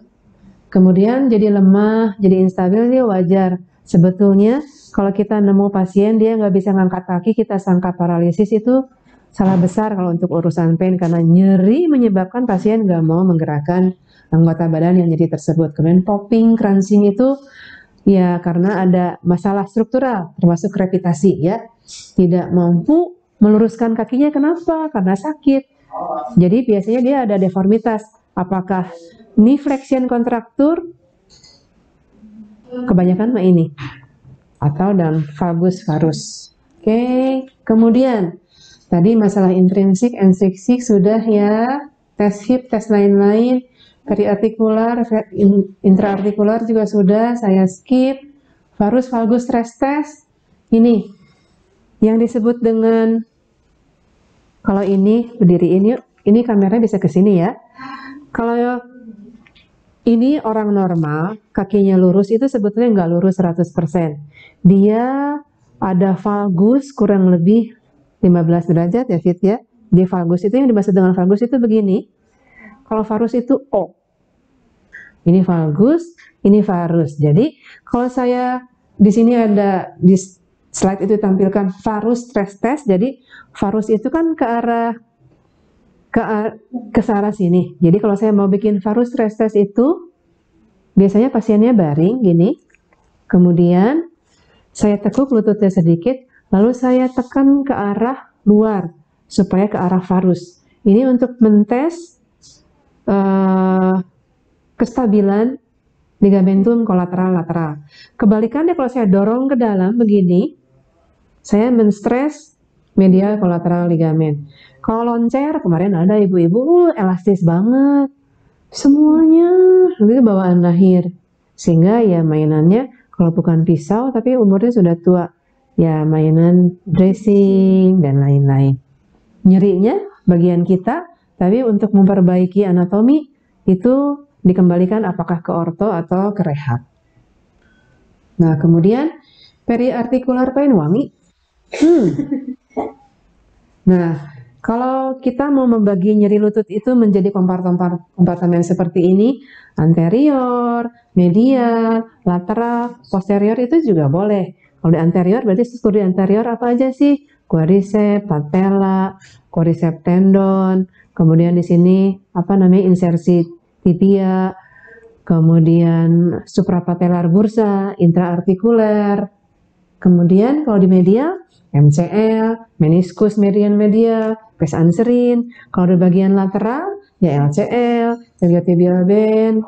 Kemudian kalau di bagian posterior, Becker's kayak saya, joint effusion bisa sampai belakang. Oke. Nah, kemudian kalau kita bicarakan antara kelainannya ini disebabkan oleh struktural atau inflamatori, tadi juga sudah ya. Skip lagi. Kalau struktural itu dari strukturnya, kalau inflamatori berarti penyebabnya apa? Inflamatori biasa, RA, OA, infeksi, gout, dan lain-lain. Kalau struktural berarti struktur yang ada di lutut ini yang menjadi sumber nyeri. Nah, kemudian physical exam. Tadi kan anamnesis sudah ditanya. Biasanya karena lutut masalahnya berarti gangguannya biasanya nggak bisa nekuk, atau nggak bisa jongkok karena sakit, atau nggak bisa berdiri karena sakit, atau nggak bisa jalan karena sakit, atau naik turun tangga sakit. Pokoknya semua gerakan yang melibatkan lutut ini bikin sakit. Tinggal ditanya sudah berapa lama, nilai nyerinya berapa. Karena kalau nilai nyerinya cuma 1,2 mah kita tinggal ajarin aja supaya dia punya proper body mechanic yang baik. Tahu kapan harus istirahat, tidak perlu minum obat. Karena rehab sekalipun nilai nyeri berapa fit akan ditreat? 4. Kalau saya 3. 3 itu, ya 4 itu ditreat. Kalau 3 udah enggak kan? Ya, apalagi IPM. Obat minum perlu fit? Enggak lah. Karena kalau kita lihat step ladder-nya, step ladder, saya nggak tahu di slide ini ada step ladder nggak. Bisa kamera ke sini? Ini adalah pain assessment tool. Ini adalah NRS, numeric rating scale. Untuk mengakses nilai nyeri itu banyak toolsnya. Ada FAST score, NRS score, ada banyak lah. Kalau untuk nyeri neuropatik ada lagi yang lain. Tapi secara umum sih ya kita harus tahu seberapa berat nyerinya pasien. Ini berkorelasi dengan seberapa besar kita ngomongin lutut ya. Jadi selalu ada inflamasi, selalu ada radang tidak mungkin tidak yang menimbulkan nyeri. Semakin banyak inflamasinya, semakin nyeri dia. Sehingga kemudian ini pain assessment tool. Kalau dia 0, kalau dia 0 itu berarti nggak sakit. Kalau 10 ini paling sakit. Ini kuku saya ini ada kiteknya, mohon maaf. Karena kemarin ini kurang kerjaan. Semua pakai kitek, saya pakai kitek juga. Sentil sedikit. Nah, kalau 10 ini adalah nyeri yang terhebat yang ada di dunia, saya nggak perlu terangkan lebih jauh. Nah, yang sering kita bingung itu ini kan. Termasuk apalagi terus pasien mau ngasih tahu kita gimana. Nah, 1 itu kalau buat saya, nyut, hilang. Bu, lupain. Kalau 2 ini adalah nyut lebih tajam tapi hilang juga pada saat itu tanpa diapa-apain, sehingga apakah mau diobatin ya enggak. Kalau 3 ini tanpa melihat smiley ini ya, kalau 3 ini artinya dia nyut seperti 2, mungkin lebih tinggi sedikit dan dia konstan ada. Kalau sedang berjalan, kalau lutut nih, kalau naik turun tangga 1 step sakit, pas udah saat berdiri di situ kemudian nyerinya hilang, ya udah nggak apa-apa, naik lagi aja. Pada saat naik lagi kemudian sakit lagi, nah ibu stop, berarti dia continue ada kan, ibu harus berhenti naik tangganya. Tapi saya di tengah-tengah nih, naik atau turun, nah itu terserah ibu, tapi yang penting berarti ibu nggak naik turun tangga lagi. Karena nilai 3 ini menunjukkan bahwa ini adalah anak tangga pengobatan. Yang harus dilakukan adalah Yang pertama adalah non obat dulu. Kalau saya rehab ini, saya punya banyak modalitas. TENS, shortwave diathermy, ultrasound, laser, banyak modalitas yang bisa saya pakai untuk menghilangkan nyeri pasien tanpa obat. Tapi kalau pasien, yang harus dilakukan oleh pasien adalah berapapun nilai nyerinya, terutama pada saat dia harus handle nyerinya di angka 1, 2, 3 adalah istirahat. Istirahatkan lututnya. Bed rest dok? Enggak. Yang harus dilakukan adalah lututnya yang diistirahatin. Artinya, jangan jalan, jangan berdiri. Kenapa? Karena pada saat dia mengalami weight bearing, di sini, seperti saya nyambel. Kalau saya nyambel kan ini coetnya, cobeknya. Kemudian ini mutunya, penggilasnya. Kalau saya ada cabai di sini, kemudian saya beri tekanan, udah sakit dia. Au. Begitu saya gerus, nah udah grade 3, grade 4, pada saat naik turun tangga ya sakit. Sehingga pada saat duduk pun sakit, ya jangan digerakkan. Istirahat itu is a must. Itu harga mati, kecuali untuk frozen cedula dan hal-hal tertentu yang memang harus dimobilisasi. Tapi kemudian kita harus cepat-cepat hilangkan nyerinya, karena kalau enggak kemudian yang terjadi adalah quadriceps femoris kecil, hamstring, semua itu mengecil, tightness di mana-mana, problem di mana-mana. Jadi salah siapa? Salah pasien nggak bergerak? Bukan, salah kita, ngobatinnya benar nggak gitu kan. Nah kemudian kalau sudah istirahat, rehab sudah masuk, tidak juga menyelesaikan nyeri yang ada, pakai obat-obatan step 1, step 2, step 3 yang nanti diterangkan tersendiri. Tapi secara umum, kalau sudah tindakan rehabilitatif, medikamentosa sudah optimal, tidak menimbulkan kesembuhan yang signifikan, maka sebelum operasi seperti Mbak tadi, belum indikasi operasi, jangan operasi karena nanti masalah muncul. Kasihan juga. Kalau BPJS oke. Karena ada contoh kayak begini, teman saya bedah saraf, dia bilang, no, saya ini bukannya nggak mau konsulin, pasiennya sendiri sih, saya suruh ke sana, ini bukan masalahnya di back, cuman dia nanya, bayar? Iya bayarlah. Udah deh sama dokter aja, karena saya maunya sama BPJS. Kebetulan di Advent itu BPJS belum cover lagi, dulu dia cover, sekarang lagi ngeyel, sehingga kemudian dia nggak mau bayar, terserah dokter lah, pokoknya saya diobatin apapun, siapa tahu sembuh, karena gratis. Nah itu lain masalah lagi. Sehingga kalau tidak usah operasi, jangan, supaya dia sembuh. Kalau harus intervensi, intervensi kan simple, tes anserin sembuh.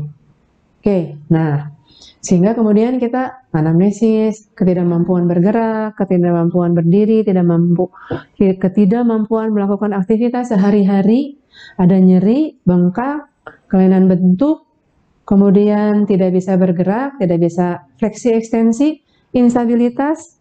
Misalnya tadi kalau masalahnya itu di ligamen, varus valgus stress test, dia tidak akan bilang varus valgus stress testnya positif, kan dia akan bilang kalau seperti ibu-ibu yang sangat fleksibel itu, ini koclak. Kalau bahasa Sundanya itu koclak, itu artinya gerak sendiri.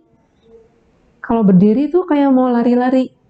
Nah, dan ada nyeri yang cukup berarti pada saat bergerak. Nah, tinggal diakses kemudian, sehingga look, feel, move, lihat apakah ada bengkak, kalau rubor dolor, kemudian ada deformitas, kemudian apakah ada bekas-bekas trauma, kalau dia memang trauma, abrasi, kontusi, tulangnya nongol, jangan coba-coba periksa-periksa, refer, kecuali kalau Anda ortopedi ya, silahkan, mainan Anda. Posisi patelanya di mana? Di tengah atau geser? Ada atrofi enggak? Tujuannya lihat atrofi atau enggak itu untuk setelah, kalau misalnya saya memberikan pengobatan, apakah itu rehabilitatif pakai alat-alat modalitas ataupun medikamentosa ataupun saya lakukan IPM, sekalipun operasi itu harus diakses semua modal yang dimiliki oleh pasien supaya selesai operasi atau selesai IPM atau selesai diberi obat atau selesai diberikan modalitas. Rehabnya apa? Kuatkan quadriceps, kuatkan hamstring, kuatkan gastrocnemius dan lain-lain.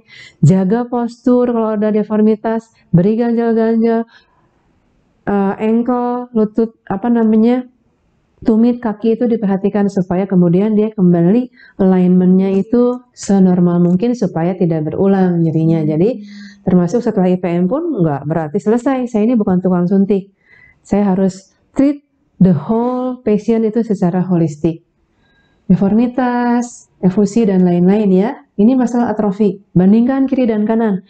Kalau kebetulan masalahnya lutut kiri kanan, enggak, atrofinya dua-duanya. Tapi kita bisa periksa tonus ototnya. Kempes, emoy kalau bahasa Sunda gitu kan.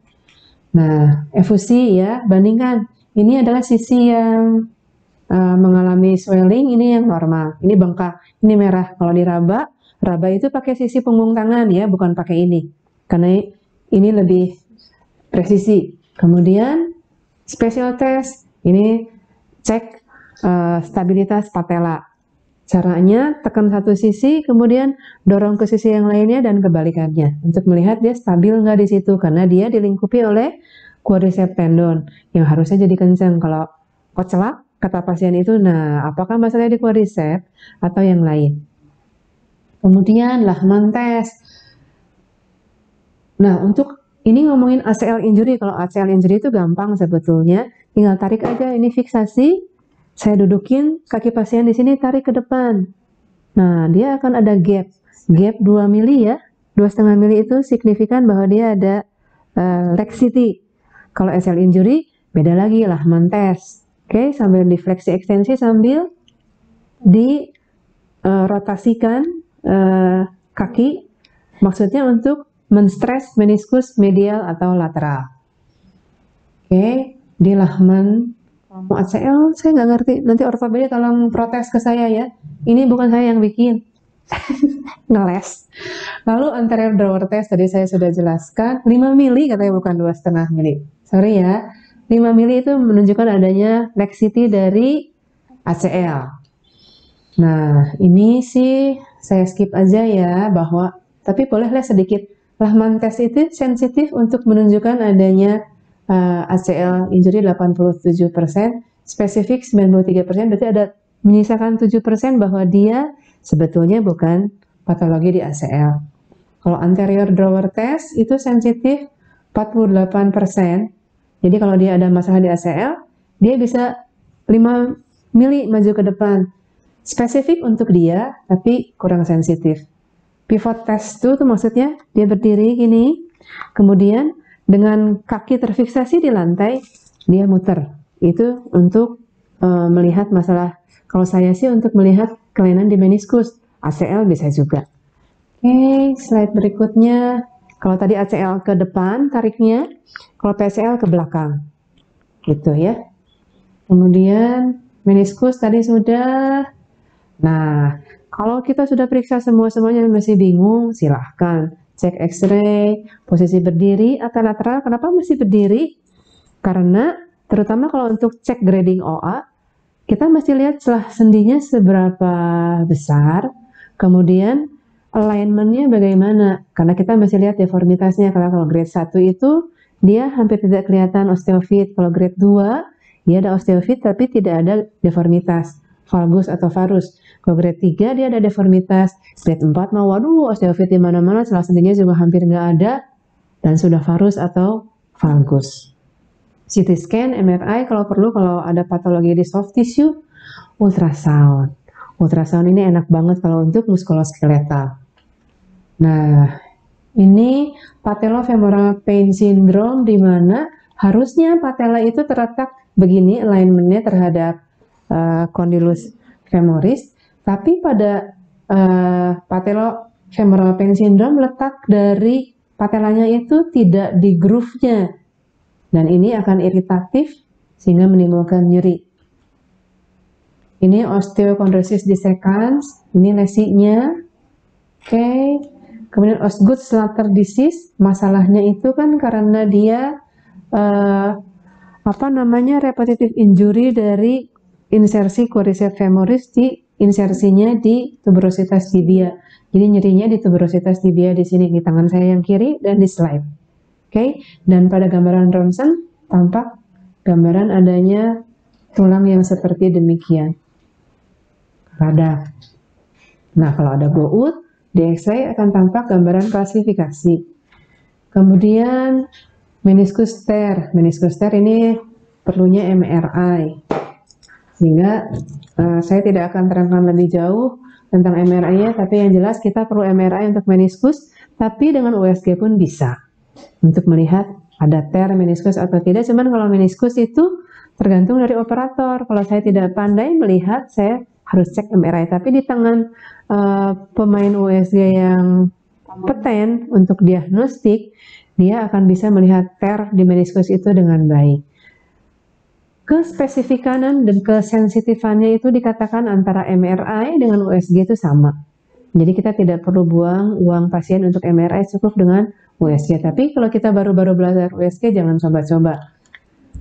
Nah, ini yang tadi bilang, kalau ternyata dia terus-terusan efusi, kita harus pikirkan apakah adalah PVNS, pigmented villonodular synovitis. Jadi masalahnya itu di sinoviumnya.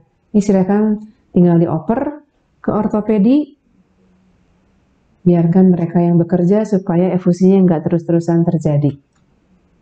Nah, kemudian kita udah tahu nih, masalahnya bukan rivet pain dari back, bukan rivet pain dari hip, bukan rivet pain dari ankle and foot, tapi betul-betul dari sini. Bukan juga karena nerve entrapment. Sehingga kemudian kita mau ngapain?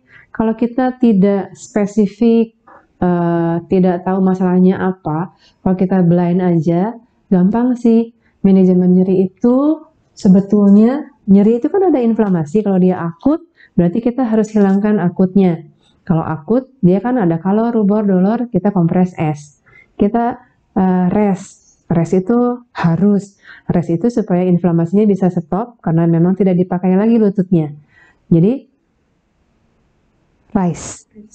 Rise itu artinya rest, icing, compression, elevation. Jadi baring, ya mau lututnya ditekuk, mau lurus boleh, tapi nggak banyak gerak. Kompres es, kalau dia baru, elevation tinggikan supaya udemnya, swelling itu cepat berkurang. Nah, kemudian ini hanya untuk yang akut. Kalau yang kronik gimana? Misalnya OA, dia kan pasti akut lah, tapi dia kronik on acute, jadi mau pakai es boleh. Tapi kalau dia terus ada, itu kompresnya adalah kompres hangat. Kemudian exercise, physical therapy itu nanti, bukan lagi saat nyeri. Kalau lagi sakit, jangan coba-coba, itu namanya akan nyiksa pasien, dan pasien juga nggak akan mau. Harus jalan, karena ada kejadian pasien itu suruh jalan terus. Enggak lah, kalau masalah nyeri, ini aturannya itu pasti dia harus istirahat, supaya bisa membantu pengurangan dosis obat yang dipakai.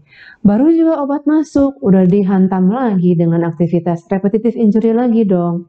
Ya, nah kalau physical terapinya modalitas itu silahkan. Apakah mau pakai modalitas alat-alat SWD, TENS dan lain-lain, atau mau pakai bracing di mana ada kelainan, itu ya harus. Insole di kaki, footwear yang proper itu harus. Lifestyle changes ya. Ibu jangan naik turun tangga ya. Rumah saya itu di ruko dok. Saya jualan di bawah, saya tinggal di atas. Jadi gimana? Bu, ibu ini mau suruh saya beliin ibu rumah. Ibu bayar saya berapa? Nggak cukup, Bu. Silakan ibu atur. Yang penting ibu kalau udah di atas nggak turun. Kalau udah di bawah jangan naik-naik. Kalau bisa bednya taruh di toko. Itu kalau saya ngomong. Jadi kita cuma memberikan clue-cluenya, variasinya silakan pasien yang atur. Karena kalau enggak kita pusing. Saudara bukan gitu kan. Lalu kalau misalnya nih, termasuk juga berat badan. Kalau berat badan besar, kalau saya ini cuma 40 kilo ngakunya. Maka pada saat saya berdiri, berat badan itu dibagi dua ke lutut kiri dan kanan. Betul ya? 20-20. Kalau dokter Vita ini beratnya 100, 50-50. Mana yang jebol lututnya? Ya dokter Vita dong. Saya lebih aman. Sehingga pada saat kita terima pasien nyeri lutut, berat badannya besar, edukasi yang lain adalah kurangi berat badan. Bertahap. Kasih ke dokter gizi. Kasih ke saya boleh. Saya S2-nya gizi. Tapi enggak juga sih. Saya pusing kalau ngurusin gituan, ya kasihin aja ke dokter gizi. Saya dokter rehab memang, tapi untuk rehab saya nggak kerjakan lagi rehab yang banyak-banyak. Yang ribet-ribet saya kasih ke dokter Vita. Lalu kemudian harus hindari aktivitas kan yang membebani lutut. Lari, loncat-loncat, main basket, ya nggak lagi tenis, ya nggak lagi saya hobi tenis dulu. Ya nggak bisa lagi, sehingga olahraganya apa dong dok? Saya kan mengurangi berat badan. Berenang lah. Paling banter sepeda, itu pun harus dilihat. Kalau pada saat sepeda, kan tetap ada fleksi lututnya kan? Ya toh, kalau pada saat fleksi itu sakit, ya nggak bisa kalau grade 3. Grade 3 itu udah nggak bisa sepeda lagi, berenang. Nah, lalu komplementari terapinya itu apa?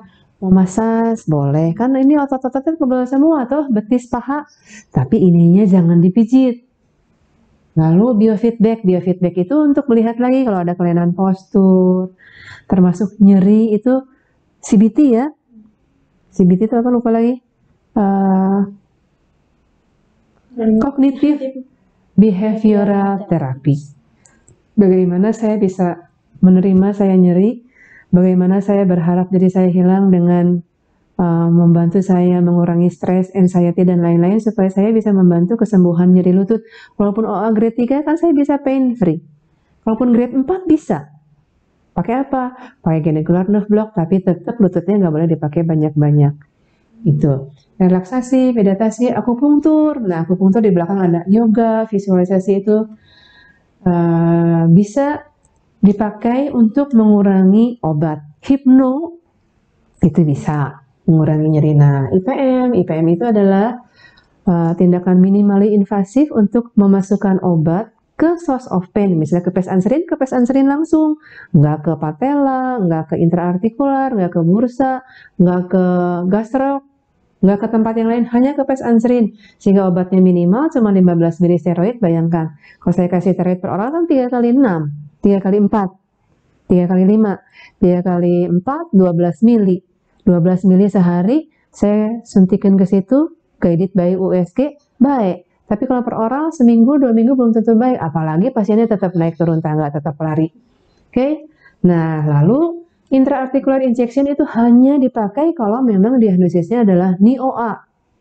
Source of pain-nya di situ, bukan di tempat yang lain. Agentnya apa? Local anestesi itu ada yang bilang jangan, ada yang bilang iya.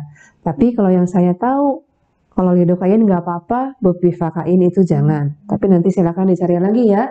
Steroid. Nah, kalau steroid jangan lebih dari, kalau saya patokannya 4 bulan. 4 bulan sebelum 4 bulan datang lagi, Bu, hati-hati, saya nggak akan kasih itu lagi yang saya sebelang. Saya akan pakai Prolo yang bikin sakit dulu, atau paling pakai PRP tapi lebih mahal. Viscosuplemen, nah, hyaluronic acid, nanti mungkin KB akan sampaikan sesuatu, stem cell, itu untuk regeneratifnya ya. Nah, kemudian kalau ternyata dia tidak bisa di-treat source of pain-nya, gimana dong? Sakit dong. Nah, kita lakukan block nerve, bisa block saphenous nerve, genicular nerve block tentunya by USG supaya pas. Nah, block itu bisa hanya pakai lokal anestesi plus steroid, bisa juga dengan radiofrekuensi. Bedanya apa? Kalau pakai blok-blok biasa itu dia hanya tahan 1 bulan maksimal biasanya, tapi kalau pakai radiofrekuensi, di mana yang dilakukan itu adalah ablasi, dia bisa tahan teoritis bisa 2-4 tahun. Tergantung dari kemampuan regenerasi sarafnya, karena sarafnya tetap regenerasi. Kalau dia kemampuan regenerasinya baik, dia akan cepat pulih lagi, sehingga pada saat knee-nya itu tidak dijaga baik, langsung sakit lagi, RF lagi. Sehingga pada pasien-pasien yang dilakukan RF, dia harus sering kontrol, minimal sebulan sekali untuk lihat apakah ada efusi lagi. Bu, ini cairan loh, Ibu nggak sakit memang, tapi ini rusak terus. Jangan sampai jadi sarcojoint, nanti orto marah. Lalu surgery ini untuk membetulkan kelainan struktural, fraktur patella, ACL injury, meniscus injury total. Nah, itu udah surgery, jangan diapa-apain. Obat jangan, rehab memang perlu, tapi nanti setelah selesai dikerjakan oleh orto. Nah, saphenous nerve block itu saya cuma mau liatin aja sih bagaimana cara kerjanya. Saphenous itu dia proses dari badan paha. Ini posisi probe short axis terhadap paha, jarum masuk in plane, ini namanya searah dengan posisi probe, diarahkan ke, nanti akan kelihatan ini otot sartorius, ini adalah vastus medialis, di antara sartorius dengan vastus medialis ini ada saphenous nerve. Masuk jarumnya ke sini. Baru sudah habis? Sebentar. Nah, ini genicular nerve block. Caranya ada, kalau mau radiofrekuensi, ini mesin radiofrekuensinya, jarum dimasukkan. Ada caranya, nanti kalau mau mendengarkan penjelasan lebih jelas, ada sesinya lagi. Nah, kemudian ini saya menunjukin bahwa ada hal lain yang bisa dilakukan untuk knee pain. Bukan hanya rehab, bukan hanya medikamentosa, bukan hanya operasi, bukan hanya IPM, termasuk akupunktur. Ini saya lakukan penelitian, ternyata cukup signifikan pengurangan nyerinya dibandingkan antara yang akupunktur dengan yang pakai radiofrekuensi. Dikatakan, ini penelitian saya, bahwa ternyata hasilnya tidak ada perbedaan signifikan antara yang dilakukan RF dengan akupunktur. Cuman bedanya, akupunktur harus dilakukan berulang, kalau radiofrekuensi cuma 1 kali aja. Beda harga, beda juga, ya harus tergantung dari compliance-nya pasien. Sehingga sebagai kesimpulan, kalau akupunktur bisa dipakai, RF bisa, terus kita mau ngapain? Ya, tinggal pilih-pilih, kita nggak bisa akupunktur, pakailah yang kita bisa. Yang jelas kita harus tahu bahwa nyeri lutut ini memang masalah yang umum. Cuman masalah umum itu menjadi masalah yang spesial buat saya. Terlebih kalau nyerinya udah kasihan, pasiennya udah kemana-mana nggak baik-baik, padahal ternyata simple. Jadi kita harus pintar mengambil anamnesis, history taking, pinter look, feel, move, sehingga ketemu diagnosisnya apa, walaupun lutut belum tentu intraartikuler. Bisa cuman pes anserin, bisa LCL, PCL, meniskus, dan lain-lain. Bisa intrinsik, bisa ekstrinsik. Kalau perlu X-ray, perlu USG, silakan lakukan. Kalau tidak perlu, jangan menguras kocek pasien, sehingga kemudian manajemennya menjadi terarah. Pakailah obat-obat yang sesuai, pakailah rehab yang sesuai, kalau sesuai dengan skala nyeri dan tingkat kronisitasnya. Sehingga semuanya ini betul-betul hanya untuk pasien. Demikian, semoga bermanfaat. Kalau ada pertanyaan, silahkan. Terima kasih Dokter Novi, dari A sampai Z itu udah dikumpas semua ya dok. Bagi peserta, apakah ada pertanyaan? Silakan ke hostnya dulu. Oh ya, silakan untuk host dari KB-nya.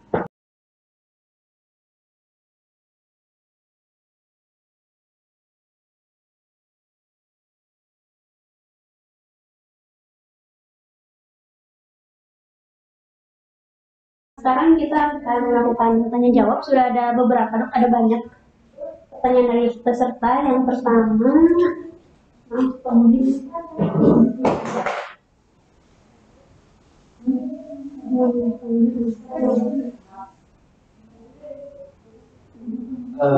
silakan mungkin dari BPRC Learning untuk kembali kepada sesi tanya jawab. ya. Terima kasih. Sekarang kita akan lanjutkan untuk tanya jawab. Sudah ada pertanyaan di sini. Yang pertama dari Dr. Mumtaz. Sore dok, izin tanya, sering menemui kasus pasien usia 40 sampai 60 dengan nyeri lutut dan juga kesulitan duduk bersila atau menekuk lutut saat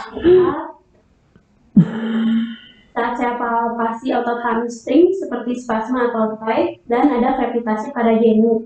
Adakah tes pemeriksaan spesifik yang bisa dilakukan di Vaskes 1 dan mengarahkan ke arah diagnosisnya? Dokter siapa tadi? Mumtaz. Dokter Mumtaz. Vaskes 1 tuh berarti puskesmas ya. Jadi gini dok, semua kelainan lutut itu bisa menyebabkan pasien itu tidak mau menekuk lutut, tidak mau meluruskan lutut karena nyeri. Sehingga yang harus pertama-tama kita lakukan adalah selain kalau memang keluhannya dia bukan nyeri tapi karena tidak bisa menekuk atau meluruskan lutut, berarti kita curiga ada kontraktur. Kontraktur itu harus kita pastikan dia cuma stiffness atau kontraktur. Kalau kontraktur itu, contohnya, ini ya dok ya. Jadi kita bedakan dulu antara kontraktur dengan stiffness. Stiff itu kan kaku, ya. Kalau kaku itu misalnya dia sudutnya ini adalah gini aja fit, kelihatan nggak? Ini adalah posisi lutut sudutnya 0. Kalau ini adalah fleksi 10 derajat, 30 derajat, 45, 90, terus sampai 130 derajat dia mampu menekuk lututnya dari 0 sampai 130 derajat. Nah, pada pasien dengan nyeri lutut, pada umumnya dia akan menahan lututnya itu di posisi sedikit fleksi supaya mengurangi nyeri. Nah, itu kalau dibiarkan terus-menerus, maka dia akan lama-lama akan kehilangan kemampuannya untuk full ekstensi atau 0 derajat. Nah, kehilangan sudut 0 misalnya sampai 30 derajat itu akan menimbulkan gangguan pada saat dia mobilisasi, pada saat berjalan, di mana yang satu kakinya lurus, bisa lurus begini, kelihatan? Sementara kaki yang lainnya itu fleksi, maka akan terjadi perbedaan ketinggian, betul? Nah, ini akan menyebutkan nanti low back pain, knee pain, selain knee pain, terus sakit kaki dan jari-jari. Selain itu, kemudian seluruh otot ini juga akan menjadi masalah. Nah, sebelum itu muncul, itu kan nanti pada stadium berikutnya. Pada saat dia awal-awal nggak bisa nekuk, nggak bisa ngelurusin lutut pun sudah menjadi masalah. Kelihatan nggak, Dok? Pak Budi, ini screen-nya ke sini langsung. Sehingga pada saat dia tidak bisa menekuk, tidak bisa, jadi posisinya stiff kayak begini nih. Dia akan mengalami hambatan pada saat berjalan, pada saat dia mau duduk, pada saat dia mau ke toilet, pada saat dia membersihkan diri. Sehingga kemudian kita harus pastikan yang menjadi masalah itu masih nyerinya atau dia sudah stiff, dan stiffnya itu harus dipastikan apakah secara aktif dia masih bisa meluruskan lututnya atau tidak. Kalau tidak bisa, harus ditanyakan apakah itu karena sakit atau karena memang sudah tidak bisa digerakkan lagi, sehingga kalau dipaksa sakit. Kita pastikan dengan kita sendiri yang memeriksa, kan, look, feel, move, aktifkan dulu oleh pasien, kemudian kita pasif. Pasif kita gerakan juga. Loh, memang nggak bisa nih, dan nggak bisa itu kita harus rasakan. Dan ini untuk merasakannya itu nanti kalau dokter ini adalah dokter umum, harus belajar rehab, sekolah rehab, atau saya nggak tahu apakah di saraf, di ortopedi dipelajari ini. Kalau ortopedi mungkin belajar ya, Fit ya, untuk merasakan pada saat sudutnya ini saya coba untuk luruskan dari 30 ke 20 misalnya gitu, ada hambatan, dan hambatan itu harus rasakan ini firm itu seperti ini. Firm itu seperti saya mau mengekstensikan jari saya lebih, itu firm, tapi masih bisa bergerak. Bisa lihat ya. Tapi kalau hard and feel itu seperti kalau saya gerakan ini, lihat siku saya, ini udah nggak bisa bergerak lagi. Ini hard. Hard itu bone to bone sambungannya. Jadi pada saat sendi lutut itu saya gerakan ke arah ekstensi, dan rasanya itu seperti saya menggerakkan jari saya ekstensi begini dan masih ada, bisa ngeper. Nah, itu firm. Itu ada harapan bisa digerakkan lagi kalau painnya sudah tidak ada. Itu mainannya rehab, pakai ultrasound, exercise, stretching, gentle, supaya lama-lama dia bisa menjadi full lagi. Tapi kalau kerasanya itu kayak kena tulang. Kayak gini nih, kalau kita nekuk ini kan udah nggak bisa lebih lagi. Ini udah hard and feel. Kalau udah hard and feel itu artinya secara struktur dia nggak mungkin lagi bisa lurus. Ini bagiannya ortopedi. Nanti ortopedi akan mempertimbangkan, karena sebetulnya secara fungsional lutut ini ada sudut yang fungsional untuk berjalan, untuk berambulasi. Yaitu kalau fleksi berapa Fit? 15 sampai 20 derajat itu masih boleh. Kalau fleksi berapa Fit? Ya, jadi dia kalau misalnya dia terlalu fleksi itu batasnya berapa yang boleh? 90. Supaya dia fungsional, bisa duduk dan bisa ambulasi. Gitu. Nah, sehingga untuk kasus-kasus yang spesifik kita ragu, kita harus konsulkan ke rehab. Rehab minimal dia akan tahu bahwa ini firm atau hard and feel, sehingga harus dikonsulkan ke orto atau rehab yang akan lakukan rehab supaya dia kemudian bisa menjadi lurus lagi. Jadi asesmen yang pertama yang harus dilakukan pertama adalah asesmen satu, nyeri. Apakah dia tidak bisa meluruskan atau menekuk lututnya itu karena masalah nyerinya? Kalau masalah nyeri yang terjadi, kita harus cari source of pain-nya di mana. Caranya adalah satu, gerakan aktif dan pasif. Aktifkan dulu. Aktif dia sakit, kemudian kita pasifkan. Pasifkan sakit juga. Kalau aktif pasif sakit itu kemungkinan masalahnya adalah di sendi dan bursa. Tinggal kita tentukan kalau di berusa tentunya ada efusi, karena yang paling sering adalah efusi suprapatelar. Kita lihat swelling nggak, merah nggak, bengkak nggak, kalau rubor dolor, kan fungsi olesanya sudah, dia cuman fleksi, kontraktur, atau stiffness misalnya gitu kan. Sehingga apabila ada inflamasi, nah kita pastikan apakah dia intraartikular atau ekstraartikular seperti bagian yang tadi. Gitu. Kalau misalnya masalahnya adalah ternyata intraartikular karena aktif dan pasif sakit dan ada efusi, nah kalau dokter umum saya nggak tahu kompetensi itu ada nggak untuk aspirasi blind. Dan kalau di daerah tidak ada dokter yang lain yang bisa, ya dokter bisa belajar, bisa telepon ke sini, saya nanti akan arahkan untuk bagaimana sih injeksi blind untuk aspirasi. Biasanya ada reses yang tidak ada tahanan di sini. Di suprolateralnya patella, di situ masukkan jarum akan merasakan resistensi, pas masuk ke suprapatellar recess itu akan bles, dah aspirasi gitu. Tapi kalau masalahnya ternyata bukan intraartikular, kita tentukan apakah masalahnya pes anserin. Kalau pes anserin di sini nanti tekan. Kalau masalahnya quadriceps, itu biasanya yang sering adalah diinsersinya di sini, di tuberositas tibia, jadi tekan di sini. Kalau masalahnya di ITB, masalahnya ada di lateral. Biasanya seringnya adalah di lateral condylus femoris di sini, jadi tekan di situ.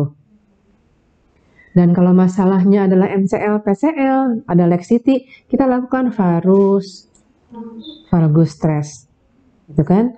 Nah, tergantung masalahnya, treatmentnya apa. Tapi yang penting kita harus tahu dulu yang menjadi main source of pain-nya apa. Tapi kalau misalnya kita tidak bisa mengakses masalahnya apa secara keseluruhan, tapi kita tahu ini knee pain. Knee pain itu secara umum, pain apapun, kan diagnosisnya sudah jelas. Kalau buat saya yang harus spesifik nyerinya apa, saya akan tentukan source of pain-nya apa. Tapi kalau saya tidak bisa, selama itu bukan trauma, kita mainkan dulu step ladder-nya ini. Mulai dari non-obat, berarti terapi rehabilitatif, ya toh, tapi kan mungkin di fase 1 misalnya tidak ada dokter rehab, tidak ada alat-alat rehab, sehingga yang bisa kita lakukan adalah ke pasien rest, ice, compression, elevation, gitu kan. Kemudian plus kalau skalanya kurang dari 3 itu kan bagian pasien, kita edukasi pasien untuk kalau sudah istirahat tidak bisa hilang nyerinya, paracetamol minum. Tapi kalau dia sudah lakukan itu 3 hari masih, nah udah bagian kita. Tadi Kalbe sudah memberitahukan NSAID-nya yang mana yang dipakai. Nanti ada kuliah lagi untuk farmakologis medikamentosa per oral, gitu kan. Kalau ini sudah semua dilakukan, misalnya dokter siapa tadi Mumtaz ya, misalnya dokter memberikan meloxicam, tergantung berat badan. Kalau berat badannya misalnya 50, 60, 15 mg. Kalau fastnya tinggi 6, 7 dan swellingnya besar setelah aspirasi, berikan 15 mg. Kemudian lihat 3 sampai seminggu kontrol, masih ada nggak inflamasinya, masih ada nggak swellingnya. Nah, pada saat kemudian dia datang sudah tidak ada swellingnya, kita evaluasi lagi. Kalau ternyata jadi bisa lurus, berarti yang menyebabkan dia tidak bisa fleksi ekstensi itu adalah karena koleksi cairan. Kemudian tadi kalau masalahnya ada tightness di hamstring, tightness di gastrok dan lain-lain, quadriceps femoris, ya wajar lah. Karena gini, itu semua adalah mekanisme alamiah. Pada saat saya sakit gigi, saya akan gini. Sakit kepala juga akan mencengkram kepala saya. Sakit perut saya pegang perutnya gitu kan, saya akan membungkuk. Itu adalah mekanisme alamiah yang disebut dengan guarding mechanism. Kita mengencangkan otot kita supaya kemudian nyerinya berkurang karena berlaku gate control teori. Pada saat nyeri itu dihantarkan dari misalnya dari knee, kemudian jaras dari seraf sensorisnya masuk ke medula spinalis, dia akan menyilang medula spinalis melalui jaras spinothalamikus, dia akan naik ke korteks cerebri, di mana kemudian dia katakan sebagai nyeri, gitu kan? Sehingga kemudian kita akan memblok nyerinya di mana? Di perifer, di sarafnya, mainannya sentral, atau gimana? Sehingga kemudian pada saat dia sudah tidak nyeri ini kan sudah tidak ada lagi nyerinya tuh. Tapi pada saat dia nyeri dan dia pada saat nyeri itu dia berusaha mencengkeram apa namanya sekitarnya supaya tidak sakit, yang terjadi adalah nyerinya diblok oleh rangsang mekanik, sehingga rangsang mekanik yang sampai duluan ke spinothalamikus, nyeri tidak masuk. Jadi beda dengan jalan tol kita, bisa 10 lapis mobil masuk. Kalau di spinothalamikus tract itu, kalau rangsang mekanik sudah masuk, jarak sendiri tidak bisa masuk. Jadi itu menguntungkan pasien pada saat itu. Tapi pada saat kemudian jadi kontraktur, stiffness dulu sebelum kontraktur ya, dan pegal-pegal semua itu terjadi karena terlalu lama guarding mechanism, obat tidak masuk sehingga terjadi stiffness. Jadi jangan sampai terjadi itu, kita obati cepat, kita berikan relaksasi, kita berikan edukasi, nyerinya harus cepat dikurangi, kalau tidak sanggup, refer lah. Jangan lama-lama. Gitu kan, kapan sih merefernya? Nyeri itu akan kronik dikatakan kalau 3 bulan, tapi kalau nyeri genu, nyeri lutut 3 bulan itu terlalu lama. Buat saya sih, kalau datangnya pasien ke saya 2 minggu juga sudah terlalu lama. Kalau saya harus aspirasi, saya akan aspirasi cepat supaya resolusinya cepat. Kalau mungkin kalau dokter di daerah sebulan masih boleh lah, cepat kirim. Gitu, karena dia perlu diaspirasi. Kalau dokter nggak bisa aspirasi, orang lain harus lakukan cepat, karena cairan di tempat yang tidak seharusnya dan berlebih itu akan mengalami klasifikasi yang kemudian kejadiannya adalah dia akan stiff selamanya. Gitu dok. Oke? Oh, Terima kasih dok. Iya, sama-sama. Mohon maaf karena waktu kita sangat terbatas. Mungkin nanti untuk pertanyaan-pertanyaan yang belum bisa kita jawab, nanti kita hubungi pihak kami untuk bagaimana teknisnya. Untuk webinar kali ini kita cukupkan sekian. Terima kasih sekali Dr. Novi sudah menjelaskan dengan sejelas-jelasnya mengenai lipin. Terima kasih juga dokter-dokter sudah hadir di acara ini. Assalamualaikum warahmatullahi wabarakatuh. Selamat malam. Selamat malam. Sama-sama. Terima kasih Dr. Novi. Sama-sama Bu Yulia. Mungkin kalau ada pertanyaan dari Dr. Tenia, kapan kita memilih HA1 yang one shot sama yang 3 kali injeksi, karena waktunya sudah habis, nanti mungkin bisa hubungi nomor saya ini ya dok, yang ada di layar. Ya, jadi untuk pertanyaan ini banyak nih pertanyaan yang belum terjawab. Nanti bisa kontak PMN, Pain Management Network, atau lewat Bu Yulia, atau lewat agen-agennya KB dimanapun untuk disampaikan, nanti kita jawab. Ya dok ya? Boleh ada sesi kedua. Dan nanti ada sesi kedua juga katanya. Boleh. Selamat malam semuanya. Terima kasih Dr. Novi. Sama-sama dok. Terima kasih dokter semuanya. Dadah. Okay, next one is